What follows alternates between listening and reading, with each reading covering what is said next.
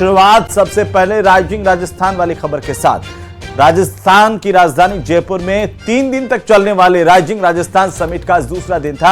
सुबह 8:30 बजे से शाम को 7 बजे तक चले कार्यक्रम में सिक्किम के राज्यपाल और केंद्रीय मंत्री भूपेंद्र यादव समेत बिजनेस वर्ल्ड के कई दिग्गज शामिल हुए हैं। ये रिपोर्ट देखिए।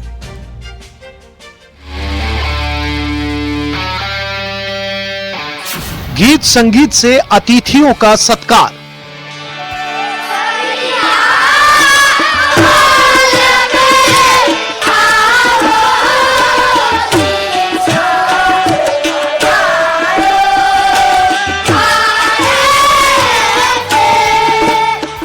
निवेशकों के लिए रेड कारपेट किए तैयार।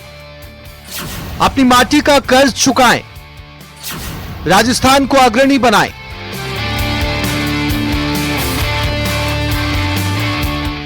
राइजिंग राजस्थान समिट के दूसरे दिन की शुरुआत प्रवासी राजस्थानी कॉन्क्लेव से हुई। कॉन्क्लेव में राजस्थान सरकार ने प्रदेश में निवेश की संभावनाओं और निवेशकों को दी जाने वाली विशेष सुविधाओं को बताया। उद्योग मंत्री कर्नल राज्यवर्धन सिंह राठौड़ ने कहा कि हमने निवेशकों के लिए लाल फीताशाही खत्म करके लाल कारपेट बिछाने का काम किया है। 21 नई पॉलिसीज हमने बनाई, स्पष्ट रूप से किस तरह से राजस्थान सरकार आपको मदद देगी आगे बढ़ने में। जो लाल फीताशाही होती थी उसको खत्म करके लाल कारपेट बिछाने का काम करा है, जिसमें सिंगल विंडो क्लियरेंसेस हो। अलग अलग राष्ट्रों में, क्योंकि एक ग्लोबल समिट है, तो अलग अलग राष्ट्रों के लिए कौन कौन अधिकारी जिम्मेदारी रहेंगे उसको तय करा। 5 साल तक लगातार सिंगल पॉइंट ऑफ कांटेक्ट वो अधिकारी रहेंगे। सीएम भजनलाल शर्मा ने बताया कि प्रवासियों के लिए एक नया विभाग बनेगा और हर साल 10 दिसंबर को प्रवासी राजस्थानी दिवस के तौर पर सेलिब्रेट किया जाएगा। मुख्यमंत्री ने कहा सरकार प्रवासी राजस्थानी अवार्ड भी देगी। हम आप तक पहुंचने का हर संभव प्रयास कर रहे हैं और हम प्रवासी राजस्थानियों के हितों को ध्यान में रखते हुए आपके लिए एक विशेष विभाग भी बना रहे हैं, जिससे कि वो विभाग पूरी तरह से हमारे प्रवासी भाइयों का ध्यान रखे। यह विभाग प्रवासी राजस्थानियों के व्यवसायिक और सामाजिक प्रयासों में सहयोग आदान प्रदान करेगा और राजस्थान में शिक्षा, स्वास्थ्य, पर्यटन और नवाचार जैसे प्रमुख क्षेत्रों में प्रवासी राजस्थानियों की विशेषज्ञता एवं संसाधनों का उपयोग भी करेगा। साथ ही हमारी सरकार ने राज्य में पहली बार हर साल प्रवासी राजस्थान सम्मान देने का निर्णय लिया है और मैं कहना चाहता हूं, ये जो आज का दिन है, ये 10 दिसंबर, ये ऐसा दिन है कि ये हमेशा ये प्रवासी राजस्थान दिवस के नाम से राजस्थान के अंदर जाना जाएगा। समिट में केंद्रीय मंत्री भूपेंद्र यादव ने कहा प्रधानमंत्री नरेंद्र मोदी विकसित भारत का विजन लेकर आगे बढ़ रहे हैं।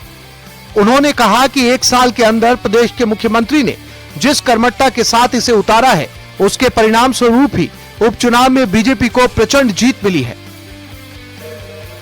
विकसित भारत का और विजन की जो बुनियादी बातें होती हैं, पानी, ऊर्जा, इंफ्रास्ट्रक्चर और बजट का सटीक तरीके से खर्च होना, उसको 1 साल में हमारे मुख्यमंत्री जी ने जिस कर्मठता के साथ उतारा है, उसका एक परिणाम तो थोड़े दिनों पहले हुए चुनाव में ही आपको दिखा है।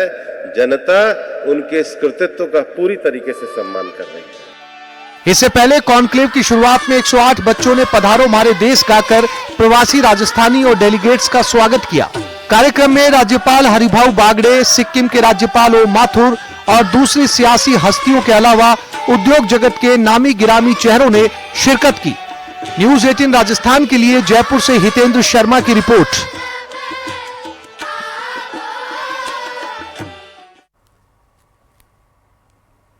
तो राम राम करने से जीत पक्की, ये हम नहीं कह रहे, प्रदेश के ऊर्जा मंत्री कह रहे हैं। दरअसल ऊर्जा मंत्री हीरालाल नागर का एक वीडियो सोशल मीडिया पर वायरल हो रहा है। इसमें वो ये कहते हुए नजर आ रहे हैं कि ये गलतफहमी है कि कोई विकास करवाकर चुनाव जीत सकता है। चुनाव जीतने के लिए गांव में जाओ, लोगों से राम राम करते रहो, 100% जीतोगे। ये जीत का फॉर्मूला प्रदेश के ऊर्जा मंत्री हीरालाल नागर का है। ऊर्जा मंत्री ने यह बयान 7 दिसंबर को कोटा के सिमलिया में कार्यकर्ताओं को संबोधित करते हुए दिया था।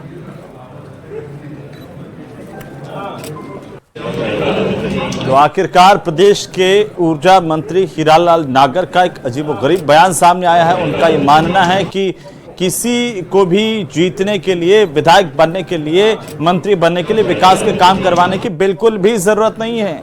सिर्फ लोगों से संपर्क करते रहो, राम राम करते रहो, 100% आप जीत जाओगे, 100% आपकी जीत पक्की है, ये कहना है हीरालाल नागर का। दरअसल हीरालाल नागर एक कार्यक्रम को संबोधित कर रहे थे और इसी दौरान ये गुरु वाक्य वहां पर देते हुए नजर आए। को कोई विकास करवा दो, चुनाव जीतो जो तो या भूल मत करियो। विकास से कोई चुनाव नहीं जीता है, ये बहुत गलतफहमी है कि हमने विकास कर दिया और वो गांव में जाइए मत पक्की छे कहता चुनाव आ रहा। और आप विकास मत करो लेकिन गांव में सतत संपर्क करते रहो, वहां से मलता रहो, जुलता रहो, आ रही बीमारी से बातचीत करता रहो, हाय राम राम करता रहो, भैया 100% जीतेगा। इसलिए चुनाव में जो ये अप्रिकेट नहीं हो, न हो तो इससे ही हो जाओगे। को कोई विकास करवा दो, चुनाव जीतो जो तो या भूल मत करियो। विकास से कोई चुनाव नहीं जीता है, ये बहुत गलतफहमी है कि हमने विकास कर दिया और वो गांव में जाइए मत पक्की छे कहता चुनाव आ रहा।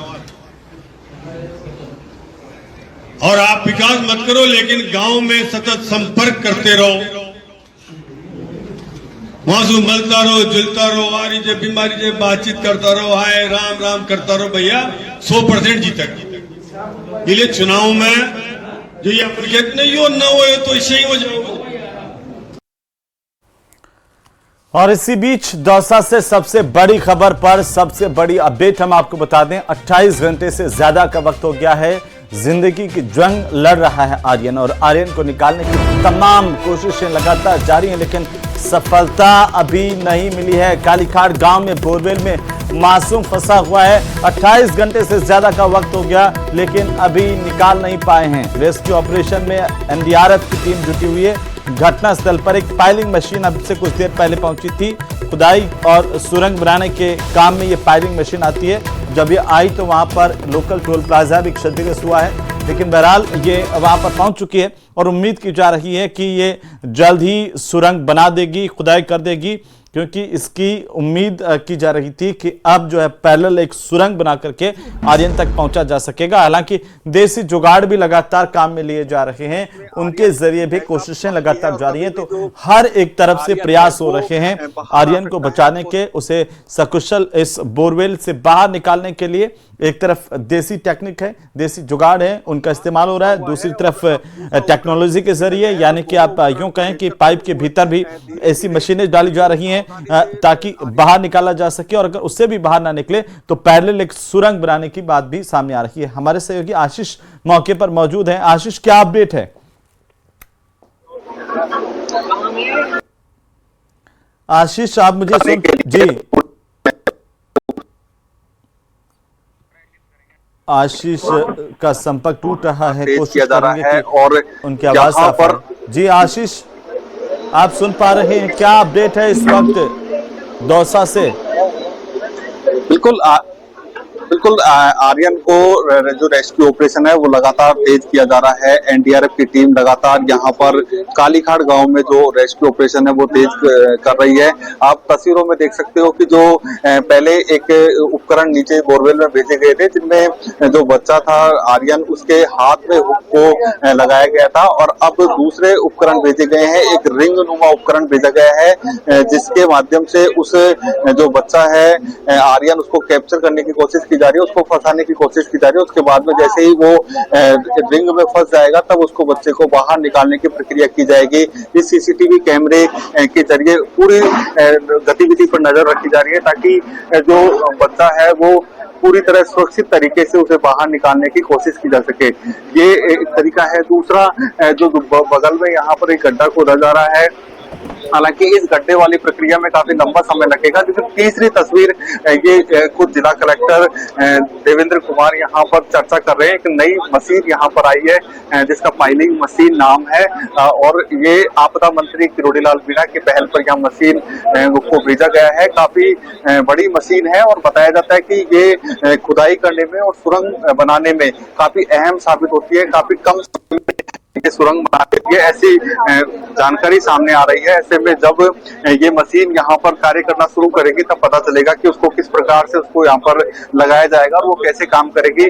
ऐसे में अब तीसरे विकल्प पर चर्चा की जा रही है। तीसरे विकल्प को इम्प्लीमेंट करने के लिए यहाँ पर मशीन आ चुकी, काफी बड़ी मशीन थी। ऐसे में ग्रामीण क्षेत्र के जो छोटे छोटे रास्ते हैं उन रास्तों पर होकर आई है तो काफी समय भी लग गया और काफी जगह पर उनको जो तोड़ने की कोशिश भी की गई। जो चबूतरे होते हैं, गांव के छोटे रास्ते हैं, उनको तोड़कर ये जो फाइलिंग मशीन है वो यहाँ पर पहुंची है और लगातार अब जो एनडीआरएफ के जो कमांडेंट है योगेश कुमार मीणा, उनसे पूरी जानकारी ली जा रही है कि क्या ये फाइलिंग मशीन का यूज इस पूरे रेस्क्यू ऑपरेशन में सफल होगा या नहीं होगा। इस फाइलिंग मशीन का उपयोग करना चाहिए या नहीं करना चाहिए, क्योंकि सभी तरीके के किसी भी तरह की कोई रिस्क नहीं हो, ये कोशिश की जा रही है। ऐसे में जो तीसरा विकल्प अब चर्चा हो रही है उसमें सभी अधिकारी यहाँ मौके पर मौजूद है। आप तस्वीरों में देख सकते हो खुद जिला कलेक्टर और एनडीआरएफ के कमांडेंट। बिल्कुल आशीष, और लगातार हम तस्वीरें देख पा रहे हैं, एक्सक्लूसिव तस्वीरें न्यूज़ 18 राजस्थान पर बचाने की कोशिशें लगातार हो रही है, चाहे वो प्रशासन की तरफ से हो या फिर एनडीआरएफ की तरफ से। तमाम अधिकारी कर्मचारी एक साथ जुटे हुए हैं, कई घंटे बीत चुके हैं। यूँ कहें कि 28 घंटे से ज़्यादा का वक्त हो गया है आर्यन को इस बोरवेल में गिरे हुए, लेकिन अभी तक कामयाबी, अभी तक सफलता टीमों को नहीं मिल पाई है।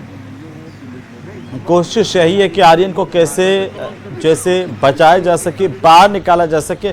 हमारे सहयोगी आशीष लगातार मौके पर मौजूद हैं और आपको पल पल की अपडेट दे रहे हैं, क्योंकि कल से ये कोशिशें, ये लगातार यहाँ पर कार्यवाही भी जारी है कि किस तरीके से अलग अलग टेक्नोलॉजी भी यहाँ पर लगाई जा रही है। चाहे वो पैरेलल गड्ढा खोदने के लिए पहले जेसीबी लगाना हो, इसके बाद अब पाइलिंग मशीन को बुलाया गया है। पाइलिंग मशीन यहाँ पर एक गड्ढा करेगी, उसके बाद सुरंग निर्माण में उसे महारत हासिल है मशीन को, उसके ज़रिए कोशिश की जाएगी कि आर्यन तक पहुँचा जाए। लेकिन वक्त जैसे जैसे बीतता जा रहा है, कई तरह की शंकाएँ भी पैदा होती जा रही हैं, कई तरह की चर्चाएं भी बढ़ती जा रही है आर्यन की सुरक्षा को लेकर के, आर्यन के जीवन को लेकर के। अब आर्यन जो है जिंदगी की जंग यहाँ पर क्या जीत पाता है, ये सबसे अहम बात होगी, क्योंकि पूरा गांव, पूरे इलाके के लोग और पूरे प्रदेश के लोग ये प्रार्थनाएं कर रहे हैं ईश्वर से कि आर्यन सकुशल बाहर आ जाएं।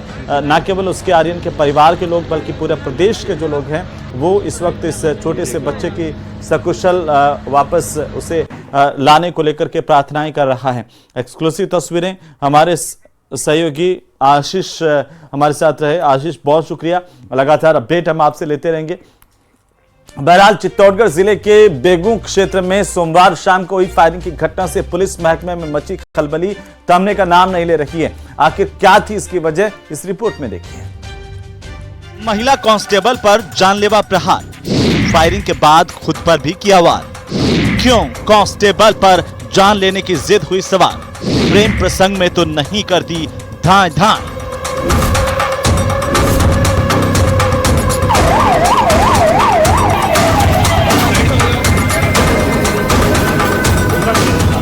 एम्बुलेंस का दरवाजा खुला और जिंदगी बचाने की जंग शुरू हो गई। चिकित्सा कर्मियों की मुस्तैदी स्थिति की गंभीरता बता रही है। यहाँ क्षण भर की देर जान पर भारी पड़ सकती है। तस्वीरें उदयपुर हॉस्पिटल की हैं।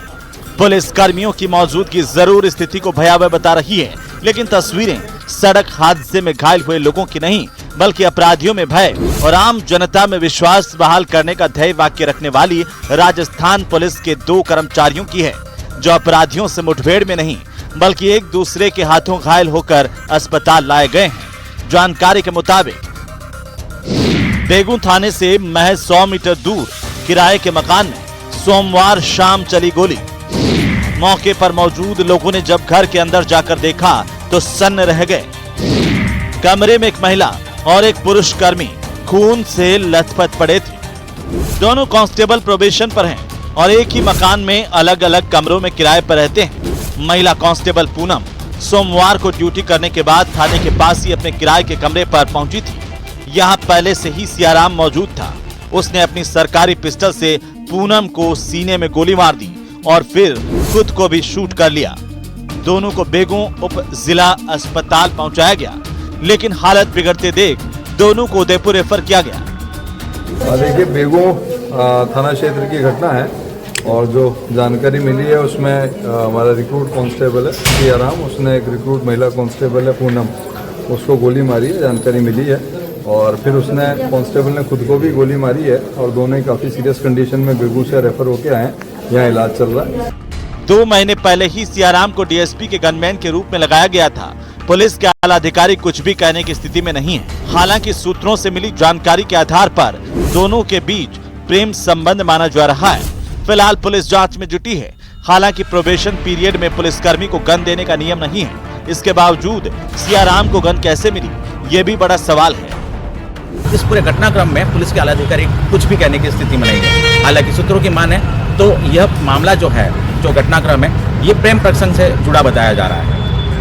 न्यूज़ 18 राजस्थान, चित्तौड़गढ़।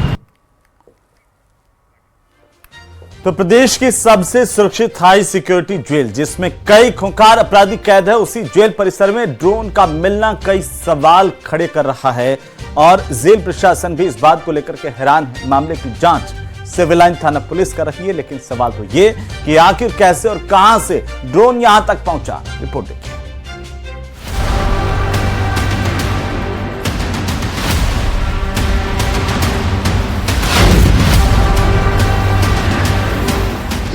अजमेर की हाई सिक्योरिटी जेल में मिला ड्रोन। जेल में बंद है कई खूंखार अपराधी।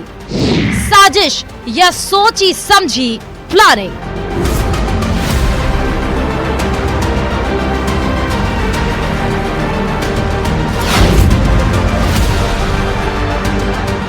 ये है आमेर की हाई सिक्योरिटी जेल, जहां सफाई के दौरान एक कर्मचारी को एक छोटा ड्रोन मिला, जिसके मिलने के बाद जेल प्रशासन में हड़कंप मचा। जेल प्रशासन ने लिखित शिकायत के बाद ड्रोन को सिविल लाइन थाना पुलिस के हवाले कर दिया। देखिए, कल की बात है ये। कल सुबह जब सुरक्षा कर्मी सफाई करवा रहे थे तो एक सफाई कर्मी को है जो एक कोई चीज़ दिखी जो लाइट जल रही थी, तो हमारे सुरक्षा कर्मी ने उसको कब्जे में लिया, मेरे पास भेजा। मैं भी मौके पे पहुंच गया था। तो एक छोटा सा ड्रोन था, मिनी ड्रोन है। तो संभवतः ये आसपास में कोई उड़ा रहा हो, उसका कंट्रोल खो गया हो, जीपीएस से इसका कनेक्शन टूट गया हो तो आके गिरा हो सकता है। लेकिन चूंकि हाई सिक्योरिटी जेल का मामला है तो हमने जो उच्च अधिकारियों के ध्यान में लाया और उनके निर्देशानुसार फिर है जो पुलिस में कंप्लेंट हमने दर्ज करवाई है। अजमेर की जिस हाई सिक्योरिटी जेल की दीवारें 30 फीट ऊंची हों, भारी संख्या में सीसीटीवी कैमरे लगे हों, दीवारों के ऊपर लोहे की फेसिंग की गई हो, जिनमें 24 घंटे हाई वोल्टेज करंट दौड़ता हो, ऐसे में जेल के पिछले हिस्से में ड्रोन का मिलना बेहद गंभीर है। वो भी तब जब जेल में पहले से कई हार्डकोर क्रिमिनल बंद हो। फिलहाल तो हम इसको ऐसा नहीं मान रहे हैं, लेकिन चूंकि जेल परिसर में गिरा है तो हम थोड़ा सा इसको संदेह से भी देख रहे हैं। तो पुलिस अपना काम कर रही है और निश्चित ही इसका कोई न कोई परिणाम आएगा। और हमें अब प्रथम दृष्टया यही आशंका है कि ऐसा नहीं है, ये किसी न किसी का कंट्रोल खत्म हुआ है और ये यहाँ चीज़ आके गिरी है। डीआईजी की मॉनिटरिंग में मामले की जांच की जा रही है। पुलिस की माने तो जांच इस दिशा में भी की जा रही है कि कहीं ड्रोन का इस्तेमाल जेल के अंदर मोबाइल या सिम पहुंचाने के मकसद से तो नहीं किया गया। हाई सिक्योरिटी जेल में लगभग 88 सेल्स है, जिसमें सभी खूंखार अपराधियों को रखा जाता है। फिलहाल यहाँ 170 से ज्यादा हार्डकोर गैंग के सदस्य और आरोपी मौजूद हैं। लॉरेंस बिश्नोई का भांजा सचिन थापन, जयपुर में जी क्लब पर फायरिंग का आरोपी ऋतिक बॉक्सर, गोगामेड़ी की हत्या के आरोपी रोहित राठौड़, नितिन फौजी और मूसेवाला हत्याकांड में शामिल कपिल पंडित, उदयपुर में कन्हैया लाल ट्रेलर हत्याकांड के आरोपी भी अजमेर की हाई सिक्योरिटी जेल में बंद हैं। गौरतलब है कि जेल में मोबाइल फोन और सिम मिलने के मामले पहले आ चुके हैं, लेकिन इस बार जेल में ड्रोन मिलने की घटना ने जेल प्रशासन की नींद उड़ा दी है। वहीं ड्रोन को जेल में पहुंचाने वाले को पकड़ने और उसके पीछे की मंशा का खुलासा करने की भी पुलिस के लिए चुनौती बना है। तो ऐसे में पुलिस जो है अपनी सुरक्षा में लगी है, साथ ही जेल प्रशासन को ध्यान में रखते हुए तमाम व्यवस्थाएं और सुरक्षा की व्यवस्थाएं यहाँ पर की जा रही है। कैमरा पर्सन कौशल सेन के साथ अशोक सिंह, न्यूज़ 18 अजमेर।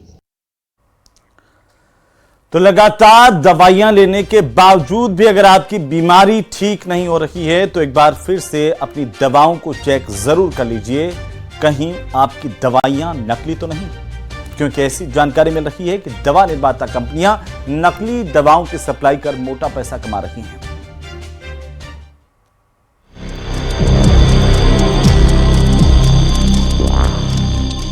क्या दवा लेने के बाद भी ठीक नहीं हो रही है बीमारी?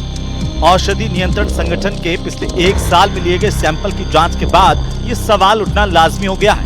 इस जांच में खुलासा हुआ है कि जिन दवाइयों को हम डॉक्टर की सलाह पर खाते हैं वो भी नकली हो सकती है। जांच में खुलासा हुआ है कि कई दवा निर्माता कंपनियां नकली दवाइयां धड़ल्ले से सप्लाई कर रही हैं। हमारे द्वारा औषधि नियंत्रण अधिकारियों को निर्देश दिए गए हैं कि वे प्रतिमाह संदेहास्पद औषधियों के नमूने लें और नमूने जो हैं वो राजकीय औषधि परीक्षण प्रयोगशाला में जांच हेतु भेजे जाते हैं और जांच उपरांत जो नमूने निर्धारित मापदंडों के अनुरूप नहीं होते हैं उन्हें अवमानक कोटि के घोषित किए जाते हैं और हम प्रत्येक 15 दिवस में अलर्ट नोटिस और बुलेटिन जारी करके इसकी सूचना हमारे सभी अधिकारियों को एज वेल एज केमिस्टों को देते हैं। औषधि नियंत्रण संगठन की तरफ से करवाए गए सैंपलिंग की जांच में पाया गया कि 35 दवाइयों में निर्माता कंपनी द्वारा घोषित किया गया कंटेंट था ही नहीं, यानी जिस मर्ज के लिए दवा का इस्तेमाल होना था उसमें उसे ठीक करने वाला घटक नहीं, यानी वो नकली है। और इसी तरह 100 से ज्यादा दवाइयां सब स्टैंडर्ड पाई गई, यानी दवा निर्माता द्वारा बताए गए कंटेंट पूरे नहीं मिले। जो दवाइयां अवमानक पाई गई हैं उसके अंदर कुछ दवाइयां ऐसी हैं जो कि हीट सेंसिटिव हैं, जैसे विटामिन D3 है, ये हीट सेंसिटिव है और टेम्परेचर अगर प्रॉपर स्टोरेज कंडीशन नहीं होगी तो ऐसी कंडीशन के अंदर उसके मूल घटकों में परिवर्तन आने की संभावना होती है। कुछ दवाइयां जैसे एविल इंजेक्शन जिसमें कंटेंट शून्य पाए गए हैं और एल्प्राजोलम ये में भी शून्य घटक पाए गए हैं, तो ये बड़ा जांच का विषय है और इसके अंदर हमारे अधिकारी डेप्थ तक जांच करके और इसमें जो भी व्यक्ति इसमें संलिप्त है उनके खिलाफ कठोर कार्रवाई करेंगे। आइए आपको ग्राफिक्स के जरिए बताते हैं कि किस साल में कितनी दवाइयों के अंदर कंटेंट नहीं मिला और कितनी दवाइयां सब स्टैंडर्ड पाई गई। साल 2020 में 29 दवाइयां, साल 2021 में 14 दवाइयां, साल 2022 में 4 दवाइयां, साल 2023 में 9 दवाइयां, साल 2024 में 35 दवाओं में कंटेंट नील पाया गया। कितनी दवाएं नॉट स्टैंडर्ड पाई गई? साल 2021 में 171, 2022 में 135 दवाइयां, साल 2023 में 192, साल 2024 में 100 दवाइयां। औषधि नियंत्रण संगठन की तरफ से संदेहास्पद पाए जाने पर दवाओं के सैंपल लिए जाते हैं जिनकी जांच सरकारी लैब में की जाती है, लेकिन जब तक कार्रवाई होती है तब तक दवाओं की बिक्री हो जाती है। नकली और सब स्टैंडर्ड दवाओं की सप्लाई साल दर साल बढ़ती जा रही है। विटामिन, कैल्शियम, बुखार, antibiotic, diabetes, cough syrup, thyroid समेत अन्य दवाओं के सैंपल फेल हो रहे हैं। कुछ मामलों में दवाओं के उपयोग में रोक लग जाती है, लेकिन कुछ मामलों में कार्रवाई नहीं होने तक दवाइयां मरीज तक पहुंच जाती हैं। न्यूज़ 18 राजस्थान के लिए सौरभ व्यस्ती की रिपोर्ट।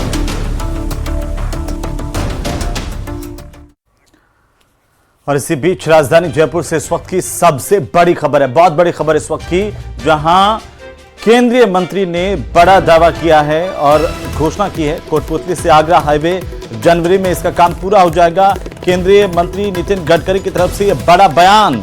नितिन गडकरी ने बड़ी घोषणा की है, नॉर्दर्न रिंग रोड प्रोजेक्ट में 40% विकसित भूमि किसानों को मिलेगी। अब हिंदुस्तान के किसानों के पैसे से हाईवे बनेंगे, आमदनी देश के किसानों को मिलेगी। ये घोषणा की गई है केंद्रीय मंत्री नितिन गडकरी की तरफ से। क्या कुछ कहा है नितिन गडकरी ने, आप भी सुनिए।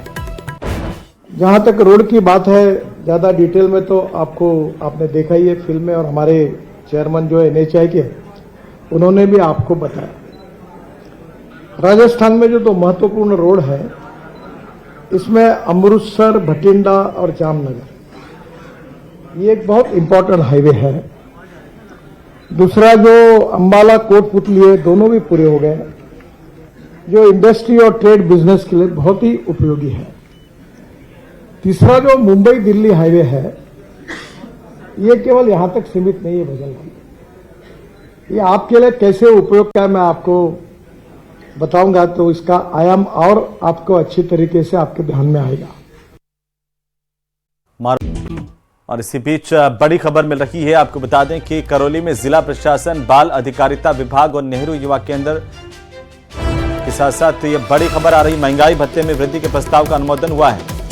महंगाई भत्ते में वृद्धि के प्रस्ताव का वित्त मंत्री ने अनुमोदन कर दिया है। महंगाई भत्ते में वृद्धि के प्रस्ताव का अनुमोदन हुआ है। बड़ी खबर इस वक्त की, राज्य कर्मचारियों और पेंशनर्स के लिए अनुमोदन किया गया है। 1 जुलाई से 12% और 7% की वृद्धि महंगाई भत्ते में होगी।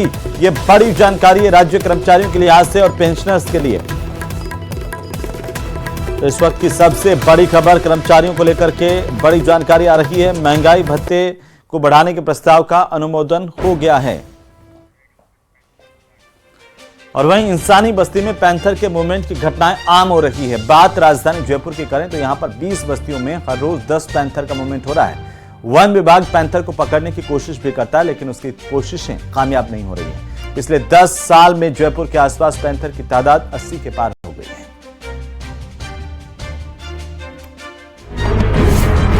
कई बार जो है मूवमेंट कर जाता है जंगल में, जंगल के लगता है 500-700 मीटर एयर डिस्टेंस में मानेंगे दूरी वन क्षेत्र की। लेपर्ड यहाँ हमेशा से थे और लेपर्ड जो ये प्रे बेस यहाँ पे है उसी पे सरवाइव करता रहा है।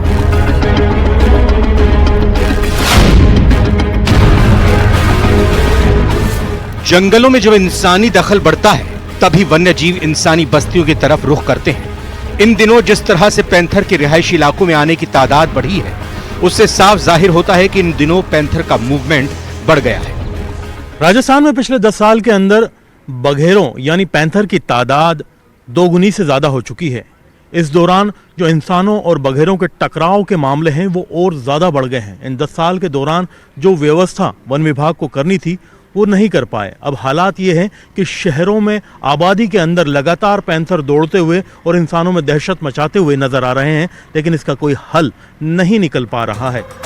राजधानी जयपुर में वन्यजीव संरक्षण के लिए किए गए प्रयासों से पैंथर की तादाद में तो इजाफा हुआ ही है, जिसके बाद वन विभाग ने झालाना और आमागढ़ में पैंथर सफारी शुरू भी की, लेकिन पैंथर के मूवमेंट को रोकने में कामयाबी नहीं मिली। राजधानी जयपुर में इनकी तादाद अब 80 के पार पहुंच रही है और 3 लेपर्ड रिजर्व बनाने के बावजूद ना तो जंगलों के अंदर इनको भोजन मिल पा रहा है, ना ही बाहर निकलने पर वन विभाग इन्हें वक्त रहते कंट्रोल कर पा रहा है। राजधानी के पास करीब 20 से ज्यादा बस्तियों में पैंथर का मूवमेंट लगातार बना हुआ है। वन विभाग को आए दिन जगह जगह पिंजरे लगाकर पैंथर को पकड़ना पड़ रहा है, लेकिन वन विभाग की रेस्क्यू टीम ना तो टकराव समय रहते कंट्रोल कर पा रही है। 2015 में करीब यहाँ करीब 15 लेपर्ड्स के आसपास थे, जो आज बढ़ते बढ़ते यार करीब 40 करीब लेपर्ड्स यहाँ हो गए हैं। और इन्होंने अपने आप को यहाँ एक बहुत रूप से सुरक्षित माना है जंगल को। इस तरह से जंगल उनको रास आया है कि लेपर्ड अपने आप को यहाँ वंश वृद्धि कर रहा है, और वंश वृद्धि के साथ साथ ये आसपास के एरिया में भी मूव कर रहा है। और ये जहाँ से झालाना से आमागढ़ जाता है, आमागढ़ से नाहरगढ़ सेंचुरी तक ये इसका मूवमेंट लगातार बना हुआ है। आंकड़ों पर गौर करें तो पिछले 10 साल पैंथर की संख्या 2 गुनी से ज्यादा हो गई है।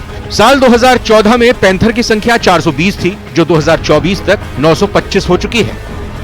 नेचुरल बैलेंस, अगर आप ज्यादा प्रकृति की छेड़छाड़ नहीं करेंगे तो नेचर अपने आप क्षमता ही ज्यादा देखिए। वैसे यहाँ हाईएस्ट डेंसिटी है लेपर्ड्स की अभी की तारीख में, और जाते लेपर्ड की पॉपुलेशन भी अपने आप को एक तरह से आप देखिए ना, नेचर अपने आप कंट्रोल कर रहा है सिस्टम को।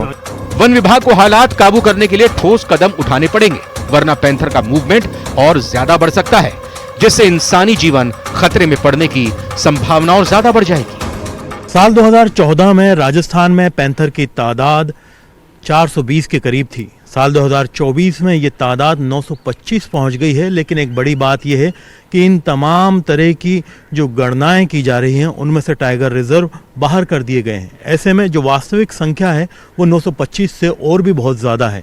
राजस्थान में बघेरों की तादाद जिस तरह से और जिस तेज़ी से बढ़ी है उस हिसाब से इनको मैनेज करने के लिए व्यवस्थाएं नहीं की गई है। कैमरा पर्सन मान सिंह के साथ में अरबाज अहमद, न्यूज़ 18 के लिए जयपुर से।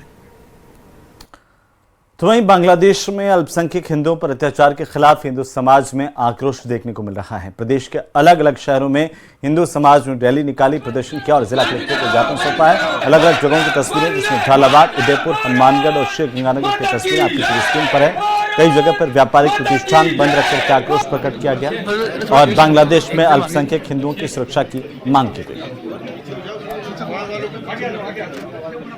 महोदया, भारत सरकार का प्रत्युत्तर इस विषय में बहुत ही सावधानी पूर्वक और न्यूनतम रहा है। रतनगढ़ के उत्तरी बाजार में 30 नवंबर की देर रात को ज्वेलरी शॉप में हुई 2 करोड़ 70 लाख रुपए के चोरी के प्रकरण में पुलिस द्वारा गिरफ्तार चोरों की आज पैदल परेड निकाली गई। रतनगढ़ के मेहंदीपुर बालाजी मंदिर से आरोपियों को पैदल ले जाया गया और मुख्य मार्गों से होता हुआ घटनास्थल तक पैदल परेड उनकी निकाली गई। इस दौरान चोरों को लोगों के आक्रोश का सामना भी करना पड़ा। आरोपी अंतर्राज्यीय चोर गैंग के सदस्य हैं जो बाबरी गैंग से बताए जा रहे हैं। गिरफ्तार आरोपी राजस्थान, उत्तर प्रदेश, बिहार, झारखंड, पश्चिम बंगाल, उत्तराखंड और दिल्ली में भी बड़ी चोरी की और डकैती की वारदातों को अंजाम दे चुके हैं। पुलिस ने सीसीटीवी फुटेज, साइबर पुलिस की मदद से 3 आरोपियों को कुचामन सिटी से गिरफ्तार किया है। लगातार लोगों की नाक में दम कर रखा था, कई इलाकों में चोरी कर रहे थे। सर, ये कुछ दिन पहले रतनगढ़ कस्बे में ज्वेलरी की शॉप पर चोरी हुई थी। उसमें हमारे रतनगढ़ थाने की टीम ने उन चोरों को पकड़ा है और एक कानूनी प्रक्रिया है, मौका तस्दीक करवाया जाता है। तो आज मौका तस्दीक की कार्रवाई थी जो आज पूर्ण की गई है। तो अजमेर में 3 साल पहले बुजुर्ग दंपति से लूट के बाद हत्या मामले में तीनों आरोपियों को अदालत ने दोषी करार देते हुए उम्र कैद की सजा सुनाई है। वारदात के 24 घंटे बाद ही इन 3 दरिंदों को पुलिस ने मोबाइल, चांदी के सिक्के, पाजेब, अंगूठी, टॉप्स और धारदार हथियारों के साथ गिरफ्तार किया था। अभियोजन की ओर से अपर लोक अभियोजक राजेंद्र ने पैरवी की और बताया कि इसके लिए 24 गवाह, 64 दस्तावेज कोर्ट में पेश किए गए और इसके बाद इन दरिंदों को कोर्ट ने सजा का ऐलान किया। अजमेर के डबल मर्डर केस को लेकर के कोर्ट ने सजा सुना दी है। मामला है अलवर गेट थाने की 163 नंबर एफआईआर।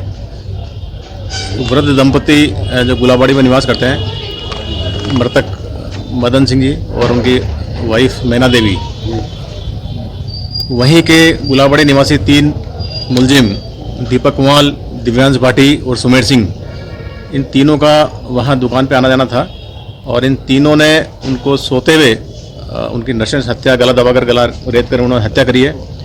इसी में आज एडी1 जज साहब श्रीमान दिनेश जी नागौरी ने फैसला सुनाया है और तीनों मुलजिमों को आजीवन कारावास की सजा सुनाई है।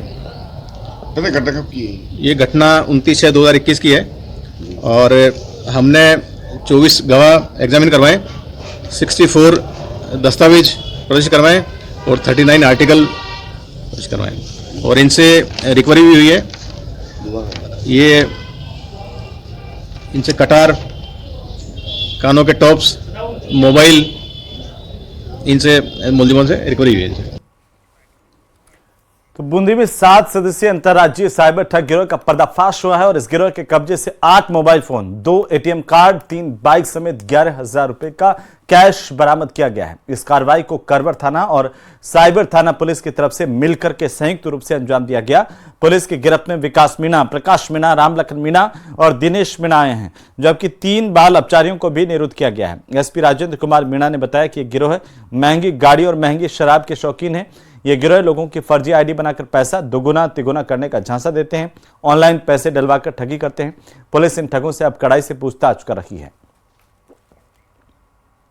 7 जो ये ठग हैं, साइबर ठग हैं, इनको गिरफ्तार किया है और उनके पास से 3 मोटरसाइकिलें बरामद की हैं, कुछ मोबाइल्स और नगद पैसे बरामद किए हैं। उनसे पूछताछ की जा रही है। इन लोगों को लोकल भाषा में यहाँ पे टिप्पर कहते हैं। ये लोग अलग अलग फर्जी नाम से अकाउंट बना के और लोगों को लालच देके डबल तिबल पैसे करने का लालच देके कि 1 घंटे में पैसे इतने जमा कराओ तो आपको डबल मिलेंगे या ट्रिपल मिलेंगे, उस आधार पे ये लोग उनको लालच देके वो ठगी करते हैं। तो उनको हमने गिरफ्तार किया है और जिसमें 3 नाबालिग हैं, 4 बालिग हैं और उधर के इलाके के रहने वाले हैं। इनसे हम गहन अनुसंधान कर रहे हैं। इनके मोबाइल वगैरह की कॉल डिटेल है, जो भी इन्होंने ऐप वगैरह डाउनलोड कर रखी है, उसको हम देख रहे हैं अच्छे से। उधर राजसमंद जिले के देसूरी किनाल में 2 दिन पहले हुई स्कूली बस हादसे के बाद आज देसूरी किनाल संघर्ष समिति के बैनर तले कई सामाजिक संगठनों ने जिला कलेक्टर और पुलिस अधीक्षक को ज्ञापन दिया है। ज्ञापन में हादसों की रोकथाम के लिए नई सड़क का निर्माण करवाने और कुछ जरूरी सुझावों पर अमल करने की मांग की। इन लोगों ने चेतावनी दी कि अगर उनकी मांगों पर गौर नहीं किया गया तो उग्र आंदोलन करेंगे। तो उस सरपंच ने एनओसी भी नहीं दिया। उनका फोन आया मेरे पास कि मैम इसके फ्लाईओवर बनाया जाए या सुरंग के द्वारा इसका रास्ता बनाया जाए, क्योंकि आए दिन हादसे होते हैं और सरकार की भी जो मंशा है उनकी भी साफ मंशा होनी चाहिए कि फॉरेस्ट और नेशनल पार्क आता है, लेकिन जनता से बढ़ के कोई नेशनल पार्क नहीं होता है। और जनहित में केंद्र सरकार से भी हम अपील करते हैं कि वो एक अपनी दृढ़ इच्छा शक्ति रख के निर्णय लें। तो वहीं वन विभाग के हनीमून पॉइंट पर यात्री कर नाका लगाने की तैयारी की जानकारी मिलते ही माउंट आबू में विरोध किया जा रहा है। माउंट आबू में उपखंड अधिकारी कार्यालय पर बड़ी संख्या में संगठनों ने प्रदर्शन किया। इस प्रदर्शन में भारतीय जनता पार्टी के अध्यक्ष और पदाधिकारी भी शामिल हुए। माउंट आबू के उप जिला कलेक्टर भारतीय प्रशासनिक सेवा के गौरव रविंद्र चालुखे से मिलकर जानकारी दी कि माउंट आबू नगरपालिका क्षेत्र वन अभ्यारण्य से राजस्थान सरकार के गजट नोटिफिकेशन के तहत बाहर है, इसीलिए माउंट आबू के ट्रेवल टैंक पर ही वन अभ्यारण्य का शुल्क वसूला जा रहा था। लेकिन 2018 में अवैध रूप से वन विभाग सनसेट पॉइंट पर यात्री कर वसूल रहा है, जबकि वन विभाग के पास पर्यटकों को वन्य जीवों को दिखाने के लिए कुछ भी नहीं है।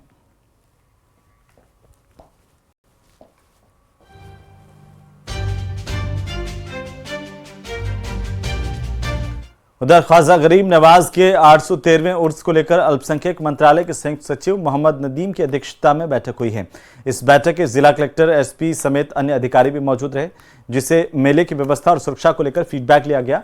आगामी 1 जनवरी से उर्स की शुरुआत होने जा रही है अजमेर में और इस मेले में बड़ी संख्या में जायरीन जियारत करने के लिए पहुंचेंगे और ऐसे में 7 दिन चलने वाले इस मेले को लेकर व्यापक व्यवस्थाएं की जानी। ख्वाजा गरीब नवाज की दरगाह से कायड़ विश्राम स्थल तक बस यातायात, रहने खाने समेत अन्य व्यवस्थाओं का भी माकूल इंतजाम किया जाता है।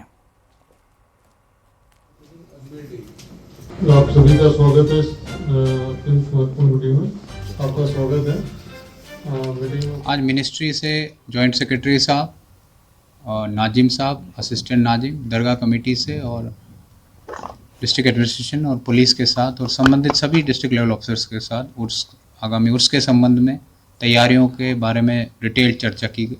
इससे पूर्व कई मीटिंग डिस्ट्रिक्ट एडमिनिस्ट्रेशन ने संबंधित अधिकारियों के साथ की हैं और पूरे क्षेत्र का, दरगाह क्षेत्र का विजिट भी किया है।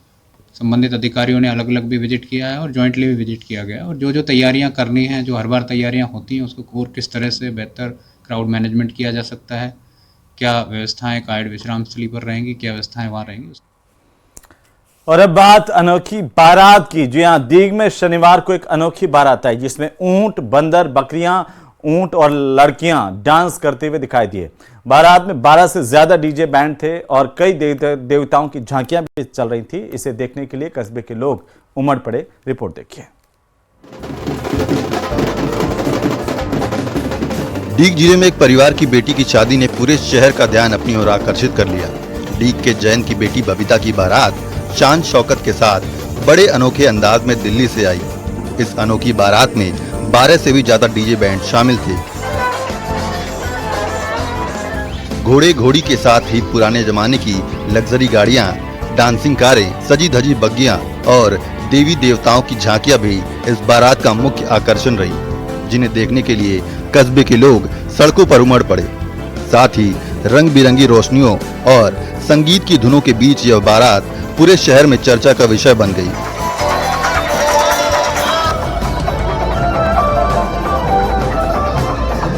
आज रात के समय बारात जब डीग गोवर्धन मार्ग से गुजरी तो लंबा जाम लग गया। शहर में महिलाएं और बच्चे इस बारात को देखने के लिए उत्सुक नजर आए। दूल्हे पक्ष के लोगों ने बताया कि बारात का सभी खर्च वर पक्ष की तरफ से वहन किया गया है। बारात की तस्वीर सोशल मीडिया पर खूब वायरल हो रही है।